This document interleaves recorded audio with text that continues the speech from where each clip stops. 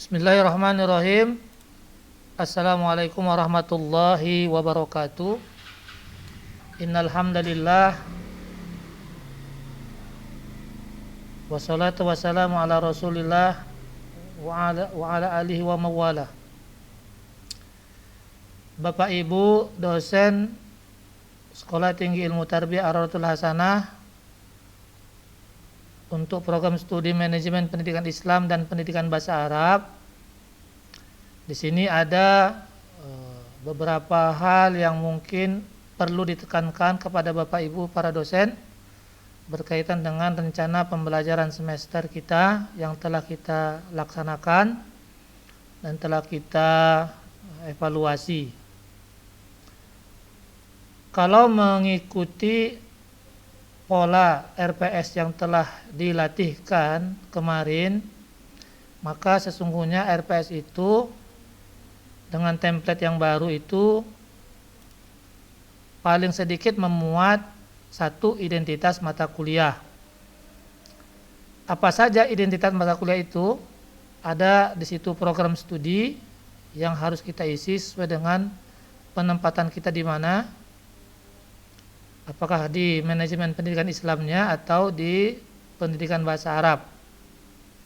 Kemudian ada nama mata kuliah sesuai yang sudah dibagikan dalam jadwal sesuai dengan nota tugas yang telah diberikan.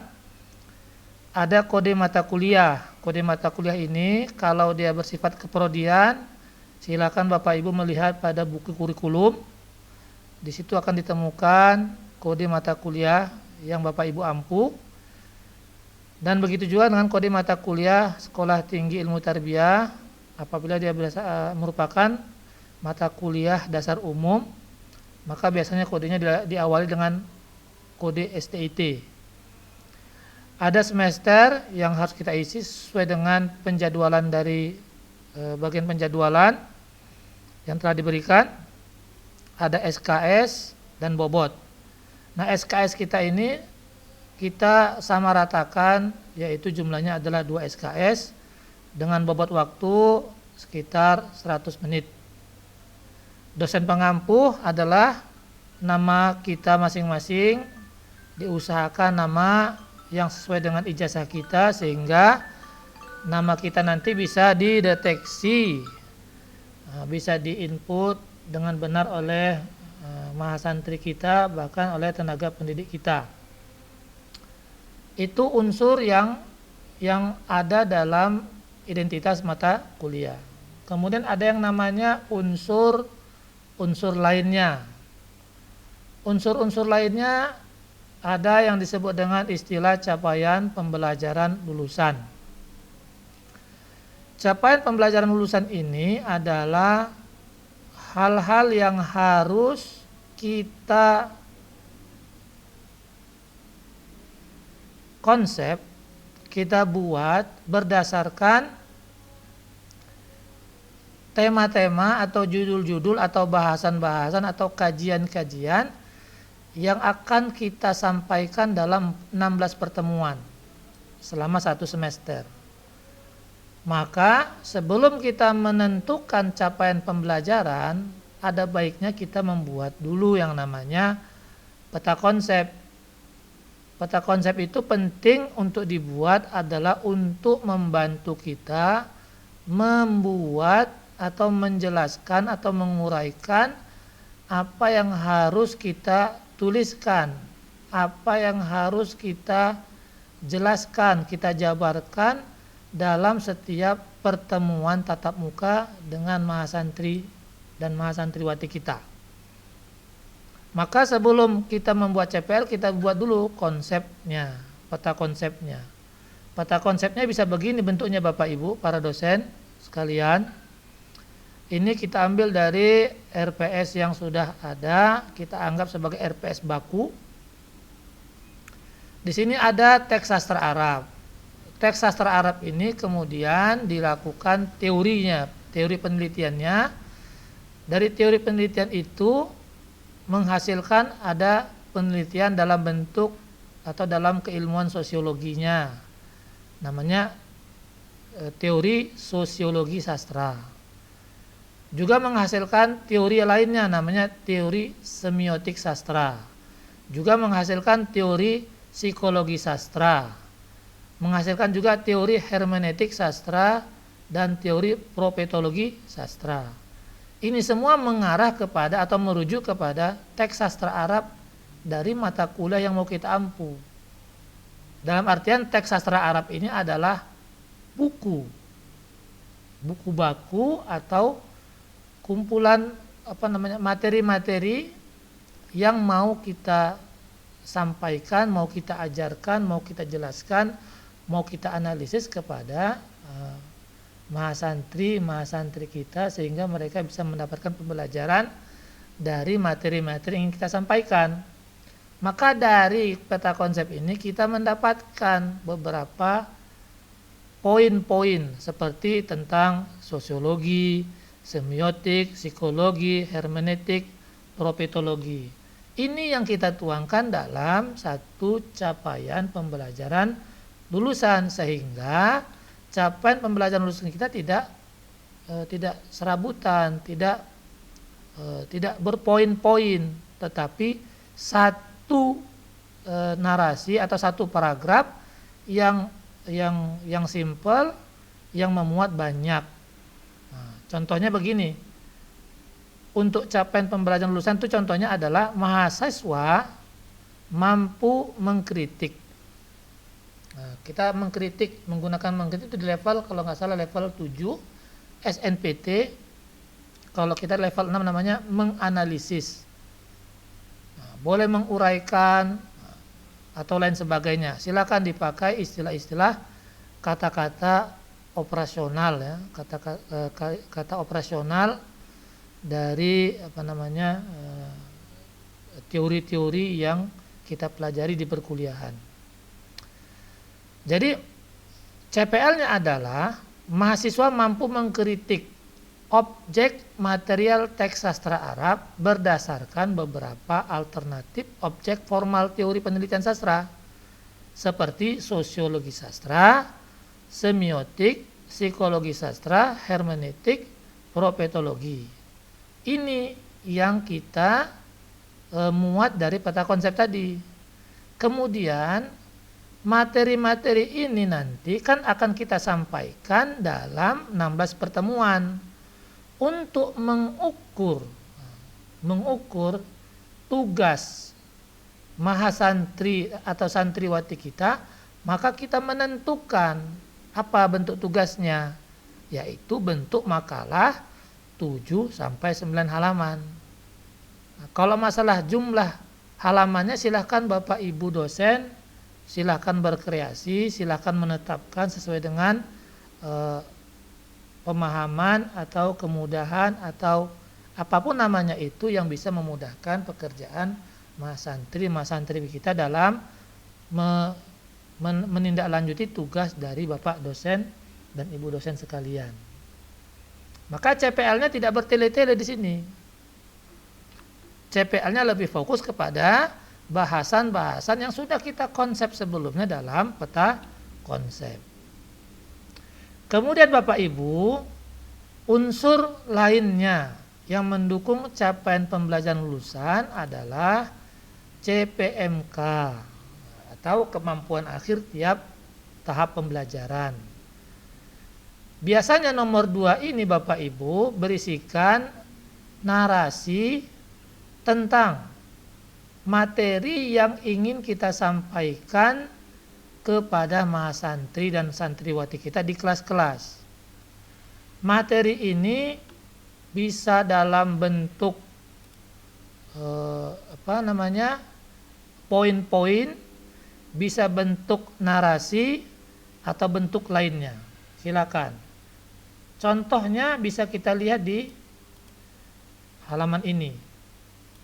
Di sini kita lihat kemampuan akhir tiap tahap pembelajaran diambil dari CPL tadi yang menghasilkan CPMK.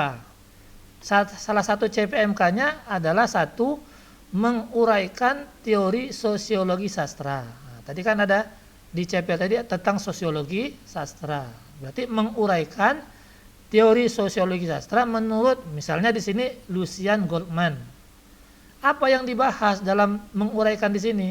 Latar belakang munculnya teori, unsur-unsur internal teks menurut teori, unsur-unsur eksternal teks menurut teori, pendekatan teori, asumsi teori pada karya sastra, metode teori, kelebihan teori, kekurangan teori. Dan untuk mengukurnya CPMK tadi tetap dibuatkan pedomannya. Apa itu? Apakah berbentuk paragraf atau halaman? Silakan Bapak Ibu berkreasi. Inilah CPMK yang diambil dari CPL tadi. Satu CPL tentang sosiologi. Nah, kalau semisalnya materi tentang sosiologi ini terlalu meluas, terlalu melebar, maka silakan Bapak Ibu membaginya dalam beberapa pertemuan. Bisa dengan 2 kali pertemuan, bisa dengan 3 kali pertemuan, bisa dengan 4 kali pertemuan. Semaksimal mungkin usahakan apa yang disampaikan pada CPMK ini selesai dalam beberapa pertemuan. Maka materi yang disampaikan, alokasi waktunya pun kita sesuaikan. Kalau 2 pertemuan tatap muka, maka alokasi waktu yang kita tuliskan dalam RPS ini adalah 2 kali 100 menit. Kenapa 100 menit? Karena ketetapan atau penetapan bobot waktu pembelajaran di STIT itu adalah 2 SKS sama dengan 2 kali 50 menit. Berarti 1 SKS senilai 50 menit. Maka kalau 2 kali pertemuan, maka 2 kali 100 menit. Nah, itu alokasi waktu yang dituliskan, ditetapkan. Kenapa begitu? Agar penyampaiannya bisa terukur. Penyampaian Bapak Ibu nanti bisa ditindaklanjuti oleh mahasantri. Apabila mereka tidak mendapatkan kejelasan pada pertemuan pertama, mereka bisa menindaklanjutnya di pertemuan selanjutnya. Maka tolak ukurnya tadi adalah 9 paragraf. Maka deskripsi tugas atau pengalaman belajar mahasantri atau mahasantri itu adalah membuat uraian 9 paragraf tentang uraian sosiologi tadi yang telah dijabarkan sebelumnya pada kolom nomor 2. Jadi uraian ini adalah bentuk tugas yang dibebankan kepada mahasantri. Ini penting untuk kita uraikan, kita deskripsikan agar mahasantri itu fokus pada pembahasan yang mau dibahas pada setiap pertemuan tatap muka, agar pembahasannya mengkerucut, tidak lari kemana-mana. Maka indikatornya perlu ditetapkan, kriterianya perlu ditetapkan, pointernya perlu kita tetapkan. Apa pointernya? Diambil dari uraian-uraian Bapak Ibu tadi pada CPMK. Apa itu? Tentang latar belakang, tentang unsur-unsur internal teks, tentang unsur-unsur eksternal teks, dan selanjutnya. Silakan Bapak Ibu nanti mengembangkannya sendiri sesuai dengan mata kuliah yang Bapak Ibu ampu di masing-masing mata kuliah. Adapun kajiannya sama, hanya memindahkan saja tanpa menggunakan kata kerja operasional. Adapun bobotnya Bapak Ibu di sini kan ditulis 10. Berarti bobot ini untuk 2 pertemuan tatap muka. Kalau dia 2, maka sesungguhnya 1 pertemuan tatap muka bobot nilainya adalah 5. Berarti 5 kali 2 sama dengan 10. Nanti bobot ini diselaraskan Bapak Ibu dengan pertemuan-pertemuan selanjutnya. Contoh kita lihat di sini. Pada pertemuan selanjutnya, sini nggak nampak ya bobotnya ya Bapak Ibu ya. Oh, ada. Di sini bobotnya ada yang dalam satu pertemuan nilainya 8. Ada dalam 4 pertemuan nilainya 20. Ada dalam 2 pertemuan nilai 10. Ada juga satu pertemuan nilainya 8. Kemudian ada nilai 10, 8. Jadi dia kalau satu pertemuan 8, 2 pertemuan 10, 4 pertemuan 20. Jadi kalau dijumlahkan Bapak Ibu, itu nanti akan mengarah kepada jumlah yang akan mendukung nanti hasil penilaian ujian akhir semester. Tinggal digabungkan, maka totalnya adalah nanti 100. Jadi bobot nilai itu adalah 100 berdasarkan pertemuan tatap muka dan berdasarkan hasil ujian. Hasil ujian yang kita lakukan kepada mahasantri dan mahasantriwati kita. Adapun yang terakhir adalah referensi Bapak Ibu. Referensi ini kenapa nilai angka 1 ditulis di sini? Karena yang membahas tentang sosiologi sastra ini ada di buku referensi, namanya buku Mihdad Jayar, judulnya An-Nas al-Adabi min Manzuril Ijtima'. Maka dia ditulis di situ satu sebagai rujukan referensi dalam materi tentang teori sosiologi sastra. Nah, itu di situ diambil. Ada 9. Kita lihat nomor 9. Nomor 9 adalah penulis tentang alih harap. Judul bukunya Naqdun Nas. Naqdu An-Nas. Jadi berkaitan dengan temanya sosiologi sastra tadi. Ada 11 begitu juga, 13, 14 demikian. Artinya setiap referensi yang kita input di sini harus berkaitan dengan materi yang kita akan paparkan bersama mahasantri dan santriwati kita di kelas setiap pertemuan. Maka seyogyanya pertemuan-pertemuan itu Bapak Ibu dosen bagi-bagi dengan bijaksana. Pertemuan itu kalau bisa jangan terlalu besar jumlahnya. Ya maksimal 4, 5, silakan Bapak Ibu. 7, 6, 7, 8, 9 kalau bisa usahakan jangan.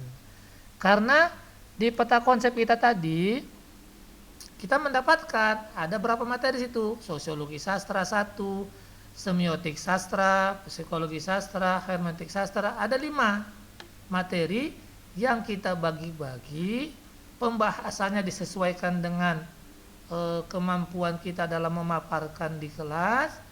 Apakah dia dalam beberapa pertemuan 1, 2, 3 sampai 5. Kalau nanti tidak memungkinkan juga ya silahkan tambah. Yang jelas apa yang ditampilkan dalam CPMK harus sesuai dengan teori materi-materi yang mau kita sampaikan. Kalau sekiranya materi yang disampaikan itu sifatnya umum, misalnya tentang analisis kebijakan pendidikan, berarti ada kebijakan-kebijakan di sana, contohnya itu kalau bisa dijelaskan, diuraikan secara detail sehingga kalaupun nanti pertemuannya bisa banyak, maka pertemuannya itu nanti membahas tentang apa saja bisa spesifikasi, tidak bersifat umum, harus spesifik. Dan yang terakhir adalah tentang metode. Metode silakan Bapak Ibu baca buku Prof. Bermawi tentang strategi pembelajaran. Insya Allah kita masing-masing sudah mendapatkan satu unit buku hadiah dari beliau. Silahkan kita pakai, kita gunakan dan kita kembangkan sesuai dengan pembelajaran yang akan kita sampaikan nanti di perkuliahan. Nah, inilah Bapak Ibu tentang hal-hal yang harus kita lakukan dalam pembuatan RPS. RPS ini begitu penting Bapak Ibu. Kalau RPS ini tidak rampung, tidak selesai, maka pembelajaran nanti akan mengikuti itu. Sesuatu hal kalau tidak kita siapkan dengan baik, maka apa yang akan kita sampaikan nanti pun tidak baik hasilnya. Artinya nanti ada kegamangan nanti di sana. Makanya Bapak Ibu silakan diperbaiki RPS-nya. Nanti program studi akan menginfokan ke Bapak Ibu batas waktu kapan harus diserahkan kembali tugas-tugas Bapak Ibu berupa RPS. Walaupun sudah diapresiasi sebelumnya, tapi kita menginginkan RPS ini wajib selesai dan sesuai dengan template yang telah kita bagikan bersama. Silakan Bapak Ibu kembangkan sendiri. Mudah-mudahan apa yang disampaikan ini merupakan perbaikan untuk kita semua dan bukan untuk menilai atau mengkritik di antara kita, tapi kita menginginkan kesempurnaan dalam perampungan tugas. Jadi tugas kita harus kita sempurnakan supaya apa yang kita wujudkan, kita hasilkan dalam RPS kita itu bisa menjadi pembelajaran untuk orang-orang setelah kita nantinya atau dosen-dosen yang akan berkecimpung di STIT Raudatul Hasanah. Sekian Bapak Ibu, terima kasih atas atensinya. Lebih kurangnya mohon maaf. Billahi taufiq wal hidayah. Assalamualaikum warahmatullahi wabarakatuh.